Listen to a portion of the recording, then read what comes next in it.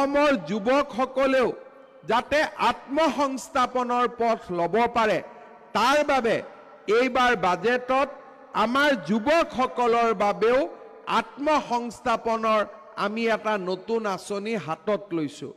এইবাৰ আমি বাজেটত ঘোষণা কৰিছোঁ যে অসমৰ 1 লাখ ল'ৰা ছোৱালীক আমি বেংকৰ পৰা কোনো লোন বা গ্যাৰেণ্টি নোহোৱাকৈ 2 লাখ টকাকৈ আমি আৰ্থিক সাহায্য আগবঢ়াম যাতে তেখেতসকলে একোটা উদ্যোগ বা একোটা ব্যৱসায় নিজৰ ঘৰখনত গঢ়ি তুলিব পাৰে।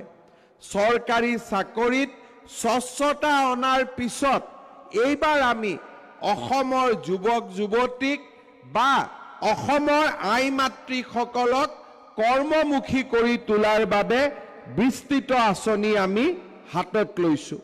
শ্ৰদ্ধাৰ ৰাইজ,